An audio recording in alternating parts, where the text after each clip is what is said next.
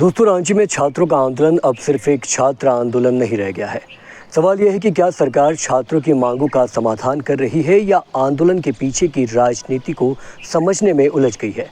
और दूसरा बड़ा सवाल, अगर सरकार दावा कर रही है कि छात्रों की 98% मांगें मान ली गई है, तो फिर 17 दिन बाद भी आंदोलन खत्म आखिर क्यों नहीं हुआ। नमस्कार, मैं सौरभ दुबे और आज की वीडियो युवाओं के साथ हो रही सरकार की बेरुखी पर है। चैनल सब्सक्राइब करें ना करें, लेकिन वीडियो पूरी देखें, शायद आपका नज़रिया आने वाली वीडियो में बदलने वाला है। दोस्तों, बात करते हैं आज की चर्चा सिर्फ रांची में हुए लाठीचार्ज की नहीं है। आज बात करेंगे उस पूरी राजनीतिक तस्वीर की जिसमें एक तरफ छात्र है, दूसरी तरफ सरकार है, विपक्ष है और इनके बीच लगातार बदलता हुआ नैरेटिव। सबसे पहले छात्रों की बात। छात्रों की शिकायत सिर्फ एक परीक्षा रद्द कराने तक सीमित नहीं है दोस्तों।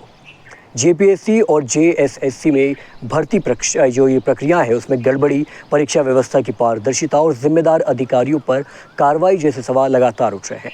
यानी छात्र सिर्फ ये नहीं कह रहे कि हमारी परीक्षा दोबारा करा दीजिए, उनका सवाल इससे कहीं ज़्यादा बड़ा है। अगर आज व्यवस्था में गड़बड़ी हुई है तो कल फिर वही गड़बड़ी न हो, इसकी गारंटी आखिर कौन देगा। यही वजह है कि आयोगों की जवाबदेही और भर्ती प्रक्रिया में सुधार की मांग राजनीतिक रूप से भी महत्वपूर्ण होती जाती है। अब आते हैं सरकार पर। हेमंत सोरेन सरकार का कहना है कि छात्रों की कई प्रमुख मांगें मान ली गई है। कुछ परीक्षाओं को रद्द करने पर सहमति बनी है।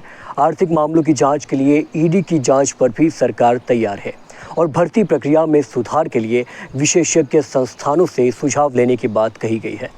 तो फिर सवाल वही है, जब सरकार इतनी मांगें मान रही है तो बातचीत टूट क्यों रही है। यहीं से इस पूरे आंदोलन का राजनीतिक पहलू सामने आता है। दोस्तों, दरअसल सरकार का आरोप है कि छात्रों के आंदोलन में राजनीतिक तत्व घुस गए हैं। बीजेपी का आरोप है कि सरकार छात्रों की आवाज़ दबा रही है। मतलब दोनों पक्षों के पास अपनी अपनी एक अनूठी कहानी है। लेकिन पत्रकारिता का काम किसी एक कहानी को सच मान लेना बिल्कुल नहीं है। पत्रकारिता का काम है ये देखना कि ज़मीन पर हुआ क्या है, और ज़मीन से जो तस्वीर सामने आई है उसमें पुलिस की कार्रवाई भी दिखाई जाहिर रूप से दे रही है और छात्रों की भीड़ भी।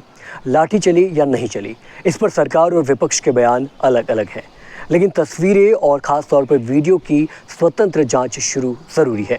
क्योंकि लोकतंत्र में एक बात बहुत साफ होनी चाहिए, शांतिपूर्ण प्रदर्शन करने वाले छात्रों पर अनावश्यक बल प्रयोग स्वीकार बिल्कुल नहीं किया जा सकता।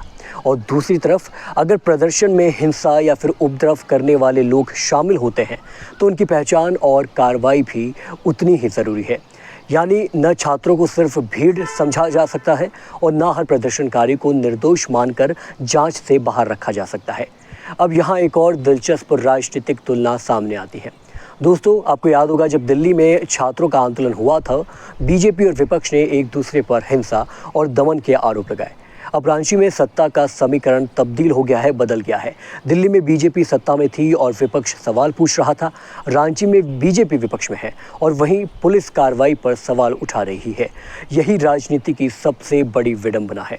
जब आप सत्ता में होते हैं तो कानून व्यवस्था आपका तर्क बन जाती है, और दोस्तों जब आप विपक्ष में होते हैं तो इसी के तहत लोकतांत्रिक अधिकार आपका तर्क बन जाता है। लेकिन जनता का सवाल इससे कई ज़्यादा अलग है। जनता लगातार पूछ रही है कि जब छात्र सड़क पर आने के लिए मजबूर हो जाए तो क्या सरकार की जिम्मेदारी सिर्फ पुलिस व्यवस्था संभालना है या समस्या का स्थायी समाधान निकालना भी है। मेरे करीब 8 साल के पत्रकारिता अनुभव में मैंने आंदोलन को कई बार बहुत करीब से देखा है। एक बात समझ में आई है कि कोई भी आंदोलन जो भी आप देखते हैं सिर्फ उस दिन की भीड़ देखकर नहीं समझा जा सकता। इसके पीछे दोस्तों नाराज़गी देखनी पड़ती है, उसकी वजह देखनी पड़ती है और ख़ास तौर पर सरकार की प्रतिक्रिया देखनी पड़ती है। और सबसे महत्वपूर्ण बात ये देखना पड़ता है कि आंदोलन ख़त्म होने के बाद समस्या वास्तव में ख़त्म होती है या ये सिर्फ एक सुर्खियाँ ख़त्म होती है। रांची के सामने ये जो मामले हैं, ये एक कसौटी होनी चाहिए। अगर छात्रों की मांगें वाजिब है तो सरकार को उन्हें स्पष्ट समय सीमा के साथ पूरा करना चाहिए। अगर कोई मांग कानूनी है या न्यायिक कारणों से सरकार के अधिकार क्षेत्र से बाहर है तो सरकार को वो बात छात्रों के सामने साफ और जाहिर रूप से रखनी चाहिए। और अगर आंदोलन में राजनीतिक घुसपैठ या फिर कहें कि हिंसा हुई है तो उसके प्रमाण सामने आने चाहिए। आपको बता दूं कि सिर्फ आरोप लगाने से लोकतंत्र मजबूत बिल्कुल नहीं होता, तथ्य सामने रखने से होता है। अब सबसे बड़ा राजनीतिक सवाल यही है कि हेमंत सोरेन सरकार से है, अगर सरकार 98% मांगे मान लेने का दावा कर रही है तो बाकी 2% पर ऐसा क्या है कि 17 दिन से गतिरोध लगातार बना हुआ है। और बीजेपी से भी सवाल ये है कि अगर छात्रों का मुद्दा इतना गंभीर है तो क्या बीजेपी सिर्फ सरकार को घेरने के लिए इस आंदोलन के साथ है या सत्ता में आने पर भर्ती व्यवस्था को लेकर कोई ठोस रोड मैप भी देगी। क्योंकि छात्रों को राजनीतिक बयान नहीं चाहिए, उन्हें नौकरी की परीक्षा में पारदर्शिता चाहिए, उन्हें परिणाम पर भरोसा चाहिए। उन्हें ये भरोसा चाहिए कि जिस परीक्षा के लिए वे वर्षों मेहनत करते हैं उसका जो भविष्य है किसी पेपर लीक, धांधली या प्रशासनिक लापरवाही से तय नहीं होगा। और शायद रांची के इस पूरे आंदोलन का सबसे बड़ा राजनीतिक संदेश भी यही है।